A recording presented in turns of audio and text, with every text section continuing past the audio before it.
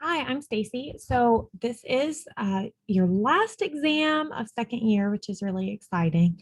And these are the GI lectures. So I've made a study guide for all the lectures, except I don't have the information for McGill yet, but I will add it. So let's get started.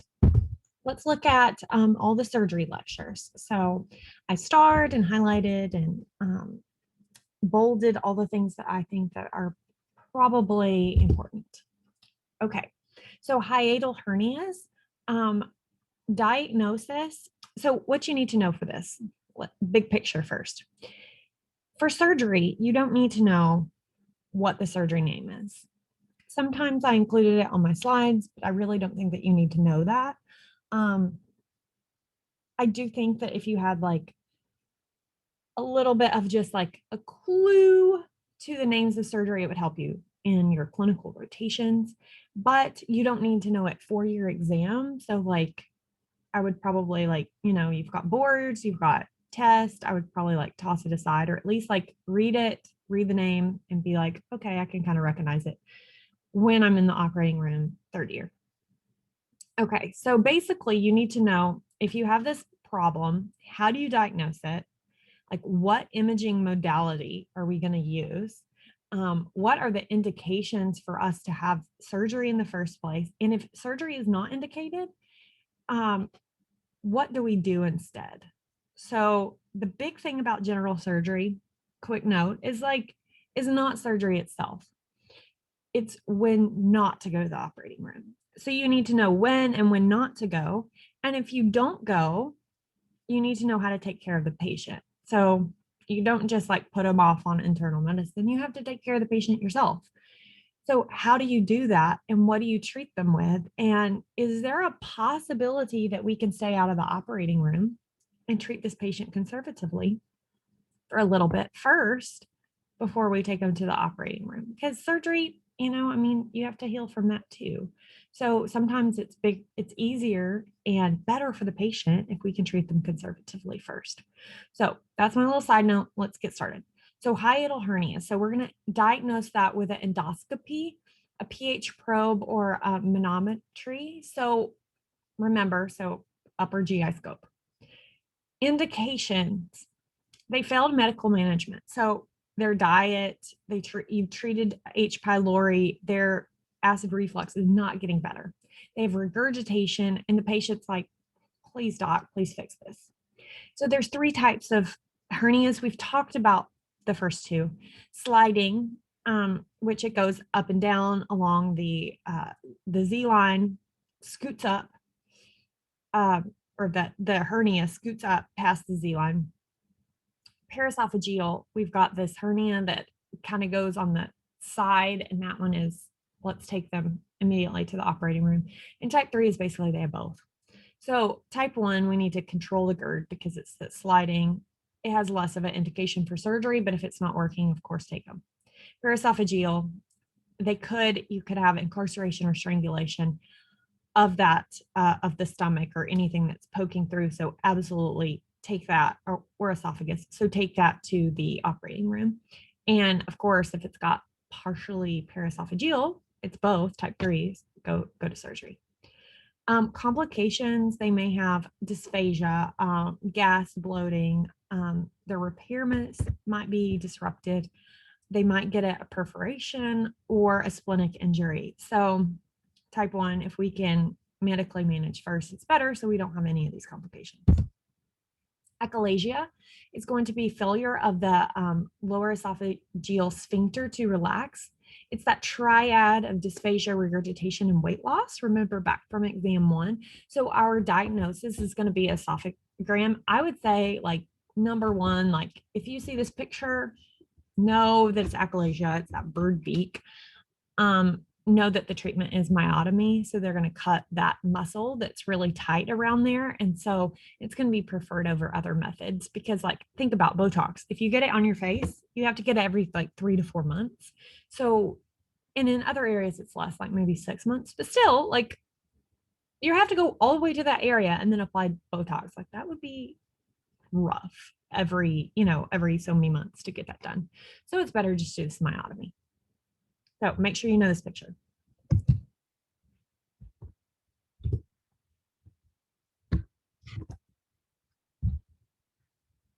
Okay.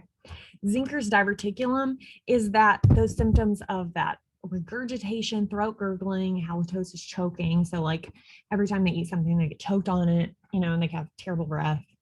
We're going to diagnose it again, just the same with an esophagram and endoscopy. Treatment is going to be surgery. So they're going to do a cricopharyngeal myotomy. I highlighted in green. So like different, I guess, for this one.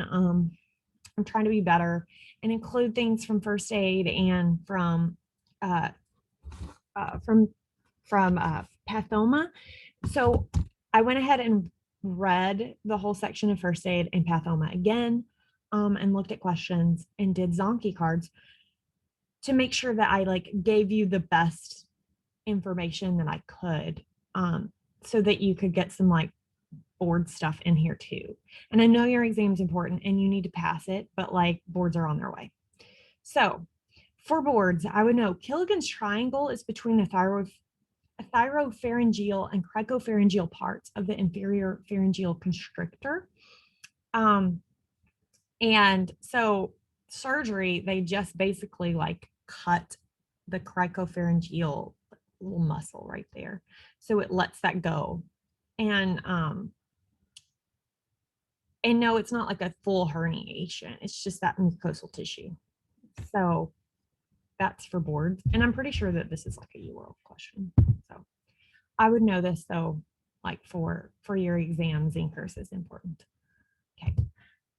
Esophageal carcinoma. The workup is going to be those symptoms of progressive dysphagia to liquids and solids. It's going to be a upper GI bleed, and it'll be like incidental. I totally spelled incidental wrong, but that's okay. Diagnosis is going to be esophagram or endoscopy. Staging, once you figure out that you've got this problem, remember it sometimes they look like, it's going to be a compression of that esophagus on an esophagram. Staging, you're going to start doing like a CT, make sure there's no mets anywhere, CT chest, abdomen, pelvis, and then do a PET scan. Surgery is going to be a transhiatal esophagectomy. So I wouldn't know that. So basically, like, okay, we've got to like take out part of the esophagus where this cancer is. That's what I would know, like for the year test. But she did say it is important to know the arteries. So this is like the one that I found that had an artery involved. So I would say like ding ding ding, this should be on your test. So right gastroepiploic artery is the sole source of the blood supply during this. So like, as you know, like if you cut off the blood supply, that's a problem. And we don't have any like collateral source for this part of the esophagus. So that's a concern, right? We don't want the esophagus to die. So anyways, I would know that during the surgery, the right gastroepiploic artery is the source of the blood supply. So I included from my MGA slides, back from MGA, that the where it's located. So remember, it's that greater curvature is where this is located. It's also known as the right gastroomental artery. So remember, gastroepiploic and gastroomental are the same thing. So there you go. Next, esophageal perforation. So anytime we hear perforation, that's an emergency. So we're going to do esophagram with dye. Know that it's like not barium. It's going to be like one that it's like gastrographin or something that can be absorbed in the blood. It's usually due after forceful dilations for achalasia. That's the most common. And then the most common board question is going to be the forceful vomiting, which remember we call Boerhaave syndrome. And it's going to have that lack of the serosal layer. So you can see right here, it's like, here's our esophagus, and now we've got some dye like spilling out. Okay, stomach cancer. I don't think it's super important, but we're going to, again, do an endoscopy with biopsy and ultrasound. And then if we see something, we'll go to CT, chest, abdomen, pelvis, and then laparoscopic repair, and then get rid of some meds and sample those as well. Treatment is going to be surgery with a lymph dissection and a subtotal gastrectomy. So all or almost all of the stomach is going to be gone when we go to surgery. Ulcer disease is going to be reserved for perforation, gastric outlet obstruction, hemorrhages, or intractability. So what do we do? So perforation, we're going to biopsy it and then patch it. Gastric outlet obstruction, we're going to like remove and reconstruct. Hemorrhage, we're going to biopsy and oversew over that area so it'll stop bleeding. Intractability, we're going to do a truncal vagotomy with pyroplasty. So like that's the time where it's got big words and I probably wouldn't know like the name of that surgery. And also just side note, you don't have to know that for boards either, like for step 1 or step 2. Like, and like when you get to step 2, there's a whole surgery. Like you have to know surgery, but you don't have to know like total big names for things like that. You have to know like simple surgery stuff. Okay, complications is going to be dumping syndrome. Remember, they're not going to be able to absorb the vitamins. Anatomy precludes surgery. So like if a patient has like weird anatomy and they can't, have surgery or whatever. Gastroparesis, their stomach isn't churning. And then archaic reflux gastritis. Small bowel obstruction. This is that like note. I mean, remember, look at this, like we've got all of these air fluid levels to look at small bowel obstruction. So small bowel obstructions can be from hernias, adhesions, Crohn's, gallstone, ileus, cancer, and so on and so forth. Work up, get the patient's history, physical, get a flat and upright x-ray. So take an x-ray with them lying down and standing up, see if it changes, and a CT scan. So treatment is going to be that nasogastric decompression, and we're going to like try to get all that air that is prior to the obstruction. And maybe if we get the air, there's nothing pressing on it, so it's able to go ahead and move. Of course, give them fluids and oral gastrographin, really nasty stuff. It's like basically the oral dye that they use for CTs and x-rays. I had to have it for like when I had appendicitis and they did a CT scan. It tastes terrible. But the thing about it is that it gives people diarrhea. So if we're having an obstruction, it may move that obstruction on. So it's like, it's great. Like it'll help you take your picture and maybe it'll get rid of your obstruction. And then if not better, obviously you're going to have to go to surgery, get rid of those adhesions, maybe get rid of some bowel. So no, for small bowel obstruction, the treatment first step is going to be nasogastric decompression. Okay, so quick note, because I didn't want to make another slide. Surgery is indicated for morbid obesity when a BMI is greater than 35 with a comorbidity. If there's no comorbidity, the BMI has to be greater than 40. So this is actually like a practice question for like one of the like quizzes that they give you in third year. It asks about like, what would you give a patient with morbid obesity, or what would you give a patient and their BMI was like 38? And let's say they had like diabetes or something, or hypertension. And then I like got the answer wrong. And I put that you would start them on like, you would tell them to exercise, but apparently you don't tell them to exercise. You go straight to surgery. So just so you know, get like gastric bypass or whatever. Appendicitis. So there's this thing called the Alvarado score. I really don't think it's like important to add up the score. Like some scores are important. This score, I don't think it's that important. Just make sure that you know the symptoms of appendicitis and you can identify it. Abdominal pain, usually it's in the belly button region and then it like migrates over to the right lower quadrant. Anorexia, they've got ketones in their urine. Pain in the lower quadrants, of course, moves over to the right. Rebound, they've got fever, not rebound fever, rebound tenderness, fever. Their white blood cells are greater than 10,000. They have a left shift. So remember, what in the world does left shift mean?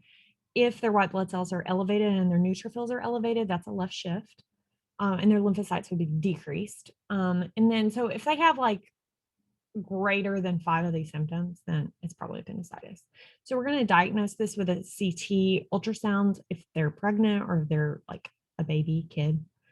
And then, or an x-ray, but like really x-ray is not the way to go. They can have a carcinoid tumor of the appendix. If it's less than 2 centimeters, you just take the appendix. If it's greater than 2 centimeters for a carcinoid tumor, then you take part of the colon as well. So the arrow is pointing to a fecalith in this picture. If you see a picture like this and you see this bright white poop ball, then that's a fecalith. And I would think, oh, look, it's obstructing the appendix. And look, this thing is like huge.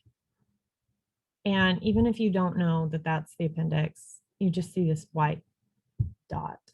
And here's our, like, here we've got some musculature. So just like notice, big white dot. It's probably fecalith. It's probably appendicitis. Okay. Diverticulosis, diverticulitis, and diverticular bleeding. So diverticulosis, remember, it's that increased luminal pressure, increased fat, decreased fiber in the diet, and they create these little out pouches in the colon. And you're going to treat with fiber in the diet. Seeds, nuts, totally fine. Those have fiber. It's probably better for them to eat. Diverticulitis is going to be that left lower quadrant pain, fever, nausea, vomiting. So basically, it's like the appendicitis of the left side. Evaluation, you're going to do a H&P, look at a CT, maybe endoscopy to confirm, but I would not do an endoscopy. That's bad because you could perf it. Treatment is going to be antibiotics. Maybe you're going to have to take out the bowel. If there's an abscess, you'll have to take, you'll have to like get rid of that with surgery. Diverticular bleeding is the most common lower GI bleed. Supportive treatment, bowel rest, transfusion. If all of that fails, maybe you have to do operation to stop the bleeding. Okay, sigmoid volvulus. Remember, big coffee bean. It's an obstruction due to chronic constipation, increased age. They've got that abdominal pain distension. It's that large bowel obstruction.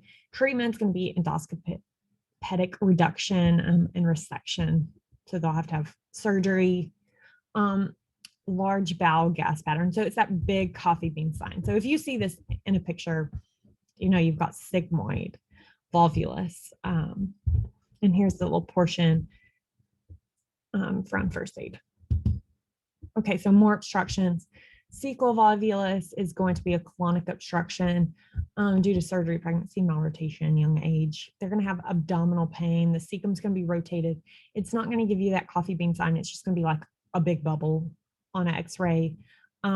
Treatment, we're going to do a gastrographin so that, the dye and an enema, and then resection if it doesn't get better. Pseudo obstruction, you're going to treat with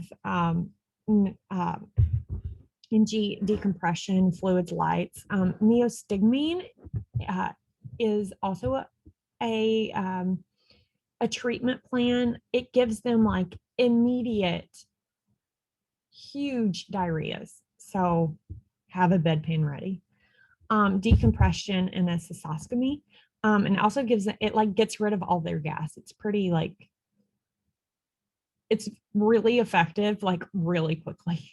Like you see, I mean, they have tons of diarrhea, tons of gas, but then like you see their stomach going like down, like they look like they were probably pregnant before. Like I saw this man, and then like afterwards he looked like he looked so much thinner just after being given this because he had that pseudo obstruction.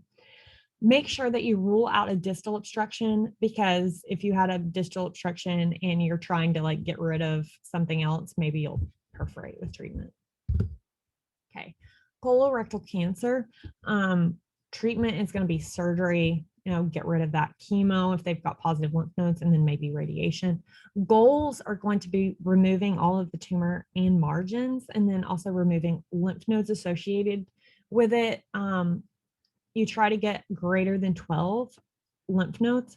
So basically, what I was told in the operating room, like remove all the tumor and the mesentery, and then just hope that you get 12 because you can't really see them. And if not, you'll have to go back in the operating room. Open surgeries usually take longer, but they are the most common. It's what most people have been trained to do. Laparoscopic is they have got decreased recovery time and risk, but there's not many places that do it. Basically, just the big centers that do it, and you have to have extra training. Okay, anal disease. So we've got hemorrhoids, internal, like treat with bulking agents, avoid constipation, increase water. If not better, do rubber bands ligation. It's like this, like, looks like a little gun that shoots rubber bands. And anyways, and it ligates them. If not better, surgery, but that is like last ditch effort because it's terrible and the patients are in so much pain and like hate everyone. So try to avoid that. External is going to be like indicated for excision, especially if they have like thrombosis and they get like huge and then you have to drain them. Again, and then also hygiene.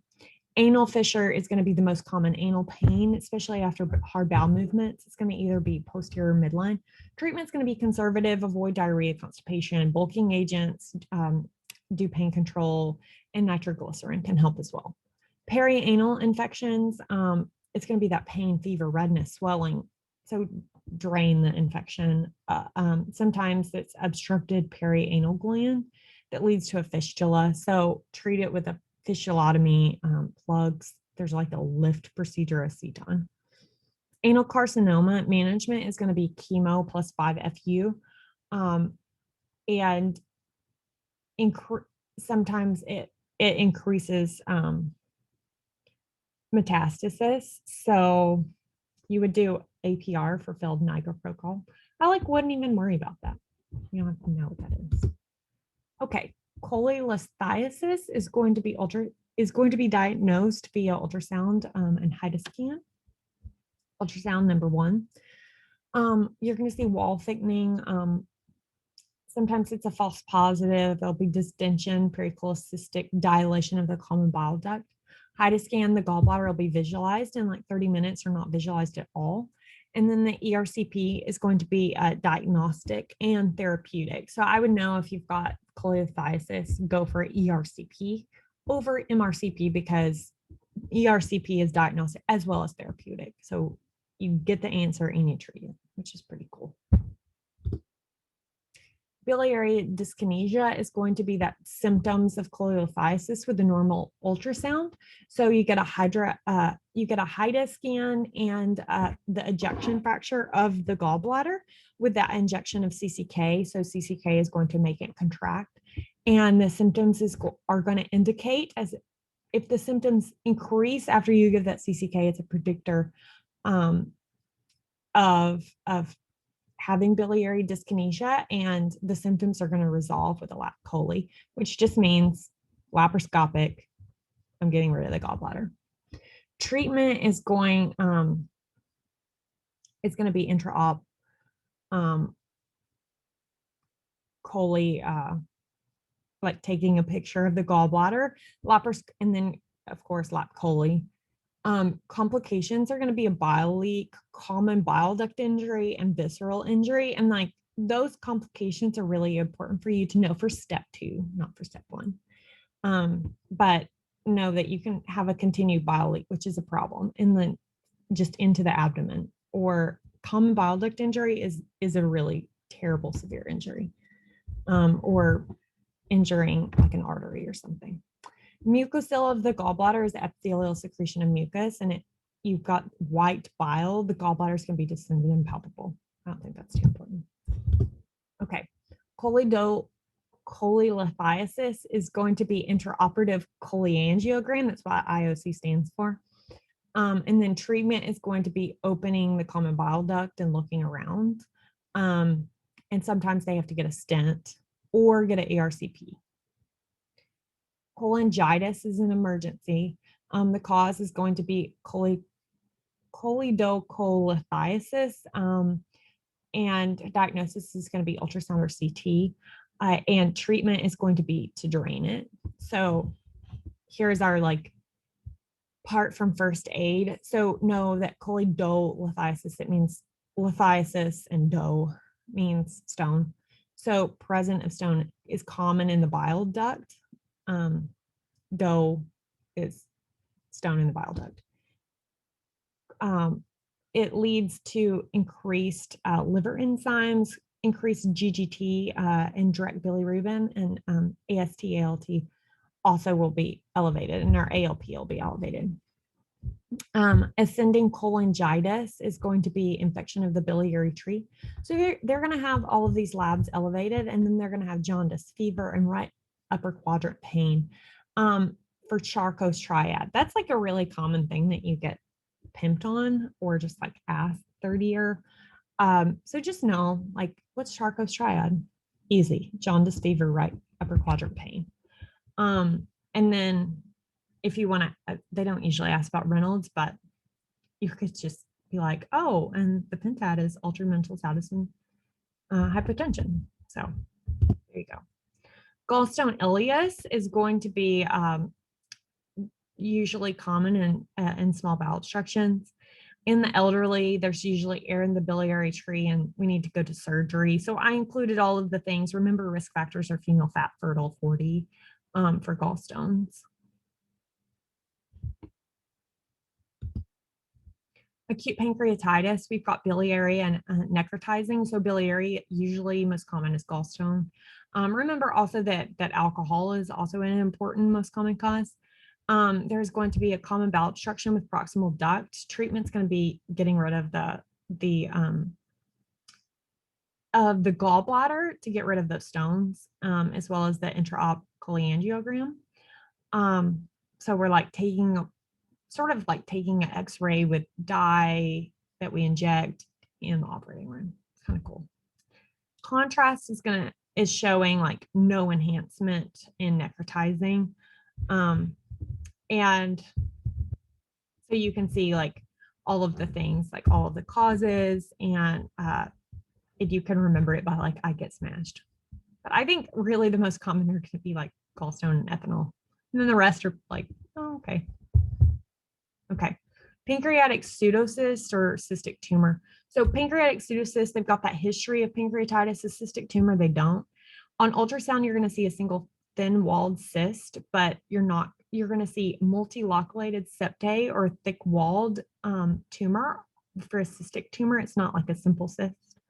An MRCP or ERCP is going to show a duct cyst connection with pancreatic pseudocyst, and there's not going to be a connection for a cystic tumor. So for a pseudocyst, we're going to drain it, and complications could be like sepsis, biliary obstruction, portal hypertension, duodenal obstruction. So in the picture, you can see it. So here's our like pancreas, and then we see this huge cyst, and we can see it's like a simple cyst because there's no like, if there was like a little line right here, so it's like two parts, so there'd be like septae, or there's like, junk looking stuff on one side that kind of looks tumory or solid. It's not all one color, then we would think cystic, but we don't see that. It's all the same color. It's right over the pancreas, so there we are. And there too. Pancreatic cancer, only 20% of patients can have resection, so not many. The thing that everyone remembers is that the operation is called the Whipple maneuver or procedure. So the Whipple includes the pancreas, liver, stomach, and it kind of like takes part of them away and joins them. Contraindications are going to be like basically mets anywhere else, or if it invades arteries or invades like anything. So like you don't really have to read all of the contraindications, but like you can't do the surgery if like this is like a really big cancer basically.